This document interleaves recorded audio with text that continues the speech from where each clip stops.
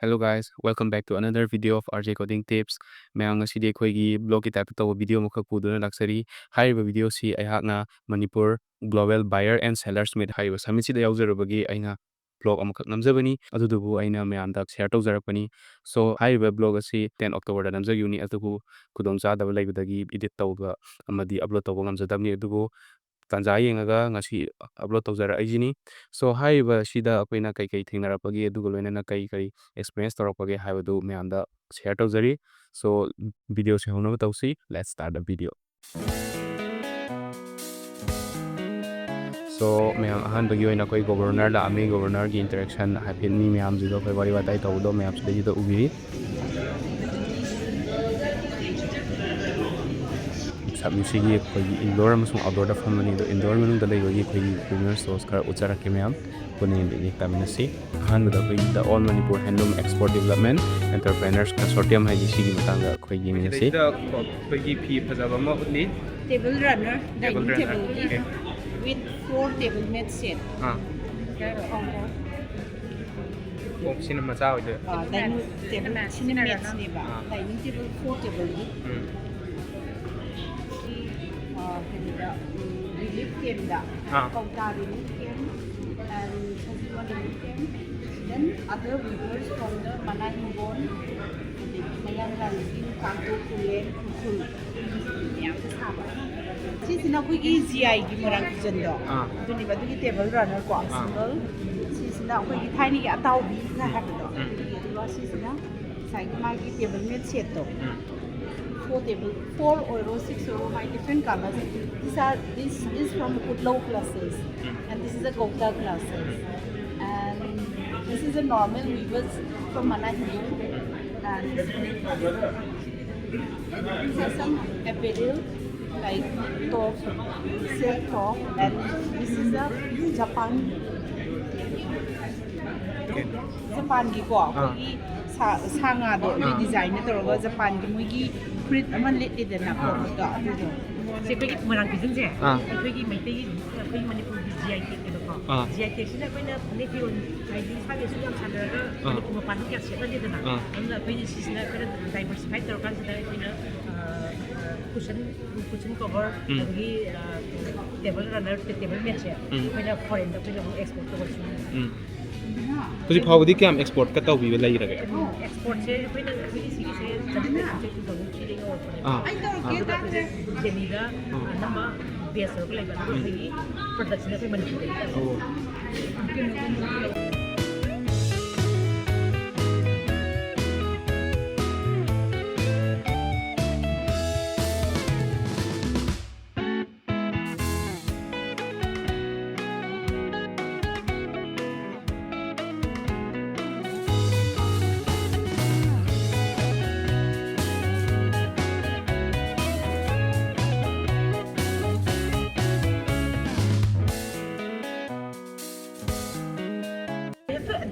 we have to think akwai kai tawraga hena phazarani ko kai tawraga hena globally nationally ko mai pamhani ha base shi create tawraga leiba hai tare leise tum leini many more we have to do ko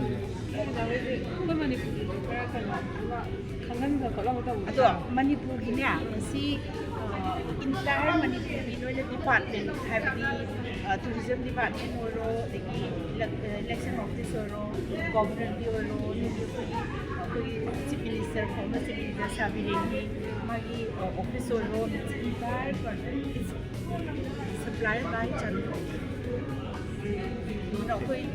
We feel very proud to be a handloom entrepreneur, and we will work more and more for the betterment of our viewers.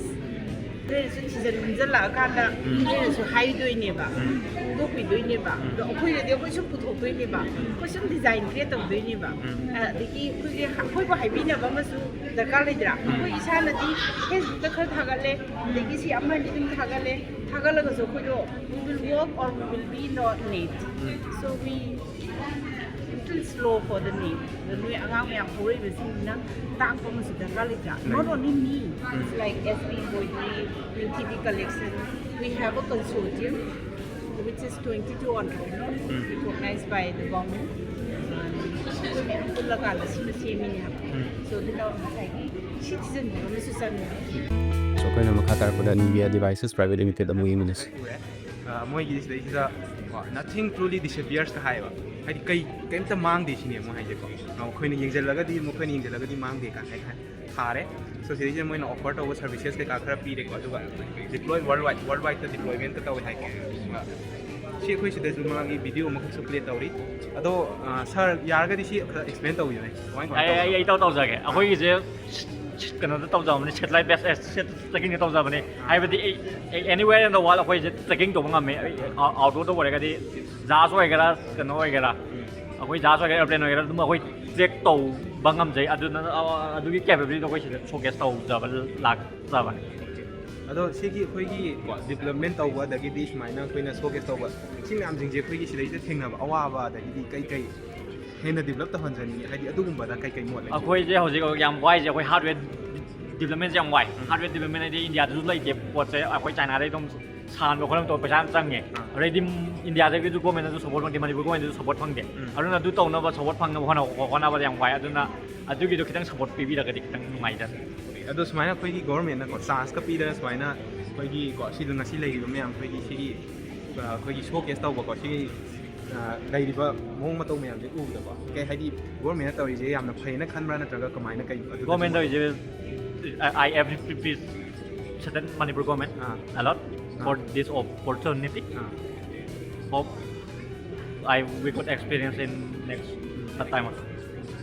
Okay, thank you. Mana tawdana koi MSME Technology Center IMPHAL sigi bu yengminnase.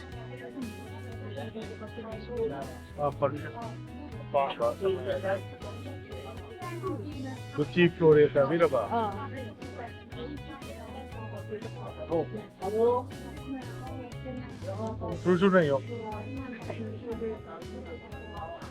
There is good chief.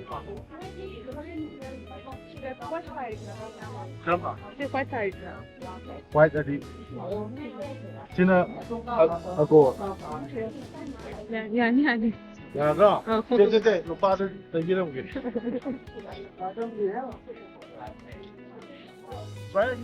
Nah, low. Appreciate over.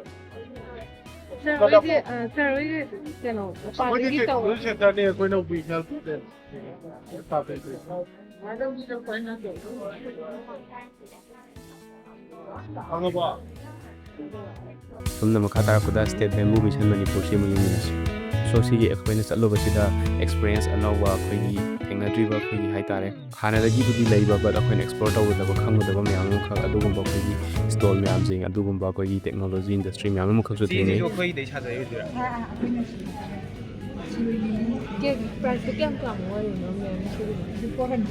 adugoina khoigi Manipur gi overall industry handloom handicrafts as well as khoigi crafting gi shi mu gi matang gi ana thina rai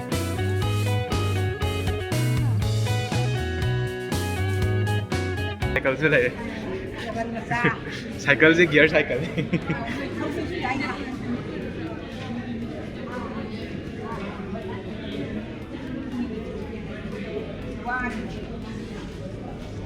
so State Bamboo next Department of Agriculture Government of Manipur khoigi food products ki mu yengsi yam kai legi yam basida ꯁꯤꯁꯦ ꯑꯩꯈꯣꯏ ꯖꯤꯃꯦꯟ ꯑꯣꯏꯅ agriculture ꯗꯤꯄꯥꯔꯠꯃꯦꯟꯒꯤꯅꯦꯕ ꯑꯗ ꯑꯩꯈꯣꯏꯒꯤ farmer producer company ꯀꯥꯏꯅ ꯂꯤꯡꯈꯠꯄꯤꯌꯦꯕꯀꯣ ꯑꯗꯨꯒ ꯃꯣꯏꯅ ꯄꯨꯊꯣꯔꯛꯄ ꯄꯣꯠꯈꯩꯗꯣ ꯆꯥꯛꯍꯥꯎꯒ ꯃꯤꯂꯦꯠꯀ ꯑꯣꯏꯅ ꯐꯣꯀꯁ ꯇꯧꯕ ꯑꯗꯨꯒ ꯑꯦꯟꯇꯔꯄ꯭ꯔꯤꯅꯔ ꯑꯗꯒꯤ APOꯁꯤꯡꯅ ꯄꯨꯊꯣꯛꯄ ꯄ꯭ꯔꯣꯗꯛꯁꯦ ꯁꯤꯗ ꯆꯥꯛꯍꯥꯎ ꯀꯨꯀꯤꯁ ꯂꯩꯔꯦ ꯆꯥꯛꯍꯥꯎ ꯗ꯭ꯔꯥꯏ ꯀꯦꯛ ꯂꯩꯔꯦ ꯃꯤꯂꯦꯠ ꯂꯩꯔꯦ ꯆꯥꯛꯍꯥꯎ ꯕꯨꯖꯤꯌꯥ ꯁꯤꯅ ꯔꯦꯗꯤꯃꯦꯗ ꯆꯥꯛꯍꯥꯎꯗꯣ ꯂꯩꯔꯦ ꯈꯦꯔꯀꯣ ꯁꯤꯅ ꯆꯥꯛꯍꯥꯎ ꯇꯤ ꯑꯣꯏꯗꯣꯏꯅꯦ ꯁꯤ ꯃꯌꯥꯝ ꯆꯥꯛꯍꯥꯎꯒꯤꯁꯨ ꯆꯥ ꯑꯣꯏꯗꯣꯏꯕ ꯆꯥ ꯂꯣꯟꯕ CD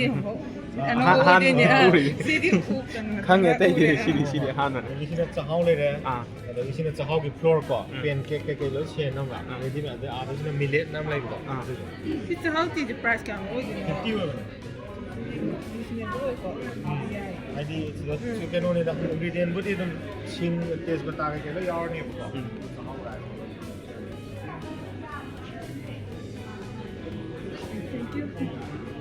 ꯁꯨꯃꯥꯏꯅ ꯇꯧꯗꯅ ꯑꯩꯈꯣꯏꯅ ꯃꯈꯥ ꯇꯥꯔꯛꯄꯗ ꯑꯩꯈꯣꯏꯒꯤ ꯀꯦꯔꯤ ꯐꯤꯂꯥꯟꯇ꯭ꯔꯣꯐꯤ 5 ꯍꯥꯏꯕ ꯁꯤꯒꯤ ꯑꯩꯈꯣꯏ ꯃꯧꯒꯤ ꯗ꯭ꯔꯦꯁ ꯑꯃꯁꯨꯡ ꯃꯧꯒꯤ ꯐꯤꯔꯣꯜꯒꯤ ꯃꯇꯥꯡꯗ ꯍꯥꯏꯐꯦꯠ ꯌꯦꯡꯁꯤ ꯁꯤꯗꯩꯁꯤꯗ ꯑꯩꯈꯣꯏ ꯑꯅꯧ ꯑꯅꯧꯕ ꯑꯗꯒꯤꯗꯤ ꯄꯣꯠ ꯆꯩ ꯃꯌꯥꯝꯁꯤꯡ ꯑꯩꯈꯣꯏ ꯁꯥꯒꯤ ꯐꯤ ꯑꯗꯨꯒꯨꯝꯕ ꯃꯌꯥꯝꯁꯤꯡ ꯃꯌꯥꯝꯁꯤꯡꯗꯣ ꯎꯠꯂꯦ ꯁꯣꯀꯦꯁ ꯑꯗꯨꯝ ꯇꯧꯔꯦ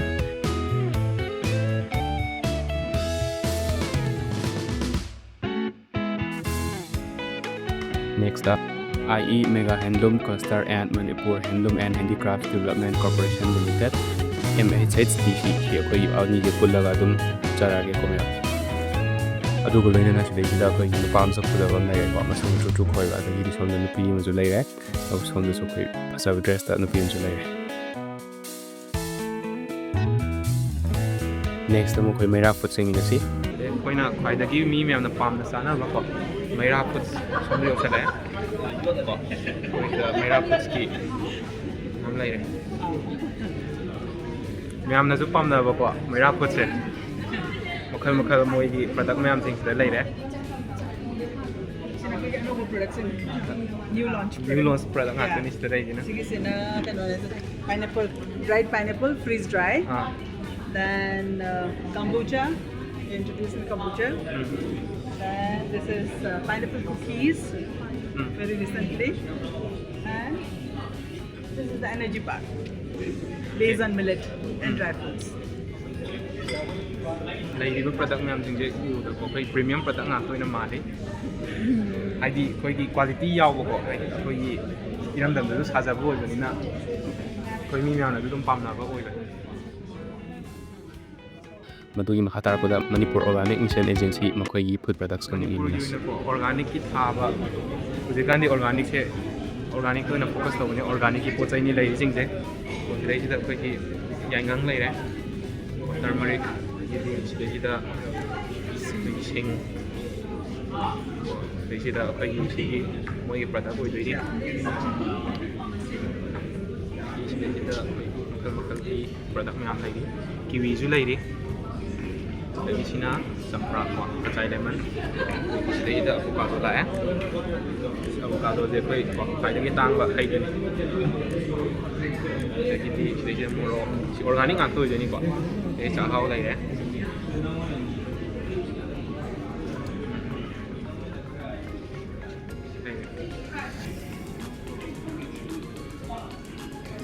ꯑꯣꯔꯒꯥꯅꯤꯛ ꯁꯨꯃꯥꯏꯅ ꯇꯧꯗꯅ ꯋꯥꯔꯛꯄꯗꯒꯤ ꯑꯩꯈꯣꯏꯒꯤ ꯆꯠꯂꯨꯕꯗꯣ ꯑꯩꯈꯣꯏꯒꯤ ꯁꯤ ꯄ꯭ꯔꯖꯦꯟꯇꯦꯁꯟ ꯑꯣꯏꯅ ꯃꯄꯥꯟ ꯂꯝꯗꯒꯤ ꯂꯥꯛꯄ ꯃꯤ ꯀꯩꯀꯥ ꯋꯥꯔꯤ ꯋꯥꯇꯥꯏ ꯇꯧꯕ ꯑꯩꯈꯣꯏ ꯑꯃꯨꯛ ꯎꯠꯆꯔꯛꯀꯦ So don't lose your hope with Southeast Asia. This is an opportunity to yet to next piece. Some of the examples like automobile, computer, medicine, this medicine everybody is or you consume, right? I don't know. Half of the population, if I ask you, raise your hand who is not diabetic. I think I don't see any hand going up. This is a very popular diabetic medicine. Most of this is coming from China or Singapore. The ingredients that is the problem. Next. Similarly, this electronic gadget. Next. Hello. What is that? Next. Smartphone, like in Apple iPhone 15. There are several parts came from cupboard. We are using the pre-cut route. Next. So what you see. Very healthy structure. So sumai tawdana phamure adugu khamba sun boring su salakodagidi akoina mapana thoba mapani stall sing do mu yengba haure so mapani stall sing di amam sanga nambadi ngamjarpe aduga loina akoi haiphet khara namdar ko do mu puni mosi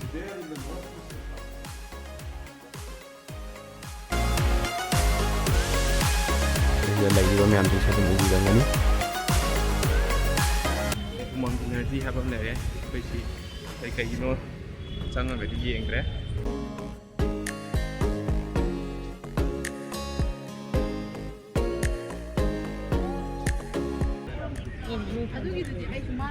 call of ꯗ꯭ꯌꯨꯇꯤꯒꯤ ꯀꯩꯅꯣꯒ ꯌꯥꯎꯋꯦ ꯁ꯭ꯀꯤꯟꯒ ꯌꯥꯎꯋꯦ ꯁ꯭ꯋꯥꯏꯗ ꯃꯌꯥꯝ ꯁꯤꯗꯩꯁꯤꯗ call of duty ꯄꯥꯝ ꯌꯥꯎꯕꯤꯔꯒꯗꯤ ꯇꯨꯁꯦ call of ꯗ꯭ꯌꯨꯇꯤꯒꯤ skin ꯂꯩꯔꯦ military ꯑꯩꯈꯣꯏꯒꯤ ꯀꯩ ꯍꯥꯏꯇꯥꯔꯦ ꯄꯣꯠ ꯆꯩꯁꯦ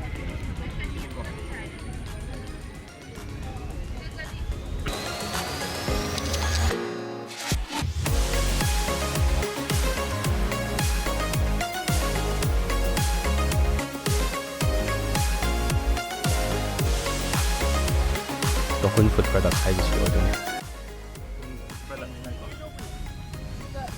ꯌꯥꯝ ꯍꯥꯎꯕꯅꯦ ꯑꯁꯤꯅ ꯀꯩꯅꯣꯅꯤ ꯎꯁꯣꯏꯒꯤ ꯀꯦꯟꯗꯤ ꯌꯥꯝ ꯍꯥꯎꯕꯅꯦ ꯁꯣꯏꯒꯤ ꯇꯦꯁ ꯇꯧꯊꯣꯛꯑꯣ ꯑꯁꯤꯅ ꯀꯩ ꯀꯩ ꯂꯩꯒꯦ ꯁꯤꯅ ꯇꯨꯜꯁꯤ ꯋꯥꯇꯔ ꯈꯅꯥꯎ ꯐꯨꯟꯕꯒꯨꯝꯕ ꯑꯍꯟꯁꯤꯡꯗꯁꯨ ꯌꯥꯝ ꯅꯨꯡꯉꯥꯏꯕꯅꯦ ꯂꯣꯛꯀ ꯐꯨꯜꯂ ꯂꯩꯕꯗꯣ ꯁ꯭ꯄꯤꯛꯀꯨꯝꯕ ꯑꯗꯒꯤ ꯁꯣꯃꯥꯀꯞꯁꯦ ꯑꯒꯔꯕꯇꯤꯁꯤꯁꯨ ꯃꯤꯅꯔꯦꯜ ꯁꯥꯏꯗ ꯃꯅꯦ ꯁꯤꯕꯅꯦ ꯙꯨꯞꯁꯤꯁꯨ ꯂꯧꯕꯤꯔꯤ ꯌꯦꯡꯉꯣ ꯌꯥꯝ ꯁꯤ ꯊꯩꯕꯣꯡ ꯀꯨꯏꯗ꯭ꯔꯦ ꯌꯥꯝ ꯍꯥꯎꯕꯅꯦ ꯁꯤꯁꯨ ꯁꯤꯅ ꯀꯩꯅꯣ ꯎꯁꯣꯏ ꯑꯀꯪꯕ ꯃꯈꯥ ꯇꯥꯔꯛꯄꯗ ꯑꯩꯈꯣꯏ ꯁꯤꯗꯒꯤ ꯍꯥꯏꯗꯣꯔꯛꯑꯒ ꯑꯩꯈꯣꯏꯅ ꯑꯇꯣꯞ ꯑꯇꯣꯞꯄ ꯀꯩꯀꯩ ꯁ꯭ꯇꯣꯜ ꯂꯩꯒꯦ ꯍꯥꯏꯕꯗꯣ ꯃꯊꯪ ꯃꯊꯪ ꯑꯃꯨꯛ ꯌꯦꯡꯕ ꯆꯠꯂꯨꯔꯦ ꯑꯗꯨꯗꯨꯒ ꯈ꯭ꯋꯥꯏꯗꯒꯤ ꯏꯟꯇꯔꯦꯁꯇꯤꯡ ꯑꯣꯏꯕ ꯍꯥꯏꯇꯥꯔꯒꯗꯤ ꯁꯤꯒꯤ ꯑꯩꯈꯣꯏꯒꯤ ꯔꯥꯙꯥꯃꯅꯤ ꯍꯦꯟꯗꯤꯀ꯭ꯔꯥꯐꯠ ꯁꯦꯟꯇꯔꯁꯦ ꯑꯣꯏꯗꯣꯏꯅꯤ ꯁꯤꯗꯩꯁꯤꯗ ꯑꯩꯈꯣꯏꯅꯀꯣ ꯑꯩꯈꯣꯏꯒꯤ ꯈꯨꯠꯅ ꯍꯛꯑꯒ ꯁꯥꯕ ꯑꯩꯈꯣꯏꯒꯤ ꯀꯩꯅꯣ ꯗꯤꯖꯥꯏꯟ ꯍꯥꯏꯇꯥꯔꯦ ꯑꯗꯨꯒꯨꯝꯕꯗꯣ ꯎꯠꯂꯤ ꯍꯥꯏꯕꯗꯤ ꯑꯩꯈꯣꯏꯅ ꯐꯣꯠꯂꯒ ꯇꯧꯕ ꯃꯑꯣꯡ ꯃꯇꯧꯗꯣ ꯁꯤꯗ ꯑꯗꯨꯝ ꯎꯕ ꯐꯪꯉꯤ ꯌꯥꯝꯅ ꯐꯖꯩ ꯑꯇꯣꯞ ꯑꯇꯣꯞꯄ ꯃꯌꯥꯝ ꯑꯃꯁꯨ ꯂꯩ ꯁꯤ ꯍꯥꯏꯔꯤꯕ ꯃꯌꯥꯝꯗꯨꯒꯤ ꯃꯄꯥꯟ ꯂꯝꯗ ꯁꯣꯀꯦꯁ ꯇꯧꯕ ꯉꯥꯛꯇꯅꯤ ꯁꯨꯃꯥꯏꯅ ꯇꯧꯗꯅ ꯑꯩꯈꯣꯏ ꯇꯔꯦꯠ ꯐꯨꯗꯁꯀꯨꯝꯕ ꯑꯗꯒꯤꯗꯤ ꯑꯦꯅꯤ ꯑꯩꯈꯣꯏꯒꯤ ꯃꯃꯤꯡ ꯆꯠꯂꯕ ꯀꯣ ꯁꯉꯥꯏ ꯇꯦꯡ ꯑꯗꯨꯒꯨꯝꯕ ꯑꯩꯈꯣꯏꯒꯤ ꯁ꯭ꯇꯣꯜ ꯃꯌꯥꯝ ꯑꯃꯁꯨ ꯊꯦꯡꯅꯩ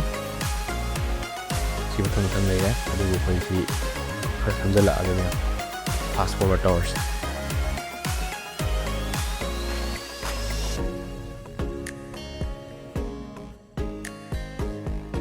ꯁꯣ ꯁꯤꯗꯒꯤ ꯑꯩꯈꯣꯏꯒꯤ ꯈ꯭ꯋꯥꯏꯗꯒꯤ ꯐꯖꯕ ꯍꯥꯏꯇꯥꯔꯒꯗꯤ ꯁꯤꯒꯤ ꯀꯣ ꯁꯤꯒꯤ ꯄꯤꯛꯆꯔ ꯌꯦꯛꯑꯒ ꯂꯩꯔꯤꯕꯁꯤꯅꯤ ꯁꯤꯒꯤ ꯑꯃꯨꯛ ꯑꯩꯈꯣꯏꯒꯤ ꯀꯣ ꯁꯤꯅ ꯁ꯭ꯇꯣꯜ ꯀꯣ ꯁꯤ ꯏꯠ ꯁ꯭ꯇꯣꯜ ꯗ ꯁꯣ ꯍꯥꯏꯕ ꯇꯥꯔꯦ ꯀꯣ ꯁꯣ ꯁ꯭ꯇꯤꯂꯔ ꯀꯥꯏꯗꯣ ꯑꯗꯨꯗꯣ ꯌꯥꯝ ꯐꯖꯩ ꯍꯥꯏꯇꯥꯔꯦ ꯃꯥꯅ ꯌꯦꯛꯏꯕꯁꯦ ꯑꯗꯨꯕꯨ ꯂꯥꯏꯕꯛ ꯊꯤꯕꯗꯒꯤ ꯃꯃꯤꯡꯗꯤ ꯎꯍꯟꯗ꯭ꯔꯦ ꯁꯤꯁꯦ ꯑꯩꯅ ꯐꯖꯩꯌꯦꯅ ꯈꯟꯗꯅ ꯑꯩꯈꯣꯏꯒꯤ ꯌꯥꯝ ꯐꯖꯅ ꯅꯝꯈꯤꯕꯅꯤ ꯍꯥꯏꯇꯥꯔꯦꯀꯣ ꯇꯞꯅ ꯇꯧꯔꯒ ꯅꯝꯈꯤꯕꯗꯨꯅꯤ ꯁꯣ ꯃꯌꯥꯝ ꯍꯧꯖꯤꯛꯀꯤꯗꯣ ꯀꯃꯥꯏꯅ ꯇꯧꯕꯤꯕꯒꯦ ꯍꯥꯏꯔꯤꯕ ꯑꯩꯈꯣꯏꯒꯤ ꯁꯨꯃꯥꯏꯅ ꯇꯧꯗꯅ ꯑꯩꯈꯣꯏꯒꯤ ꯕ꯭ꯂꯣꯒꯀ ꯅꯝꯗꯅ ꯑꯗꯒꯤ ꯁꯨꯃꯥꯏꯅ ꯆꯠꯄ ꯐꯪꯉꯛꯏꯕ ꯈꯣꯠꯂꯤꯕ ꯇꯧꯔꯤꯕ ꯃꯌꯥꯝꯁꯤꯡꯁꯦ ꯃꯌꯥꯝꯒꯤ ꯀꯃꯦꯟꯁꯨ ꯍꯥꯏꯕꯤꯔꯝꯃꯣ ꯑꯗꯨꯒ ꯆꯦꯅꯦꯜ ꯑꯁꯤꯕꯨ ꯂꯥꯏꯛ ꯁꯤꯌꯔ ꯁꯕꯁꯀ꯭ꯔꯥꯏꯕ ꯇꯧꯁꯟꯕꯤꯔꯝꯃꯣ ꯑꯗꯨꯗꯨꯒ ꯂꯣꯏꯅꯅ ꯑꯅꯧ ꯑꯅꯧꯕ ꯚꯤꯗꯤꯑꯣ ꯊꯥꯒꯠꯂꯛꯄꯁꯤꯡꯗꯁꯨ ꯑꯗꯨꯝ ꯁꯞꯄꯣꯔꯠ ꯇꯧꯕꯤꯌꯨ so thank you so much guys for watching to this video and I will see you next time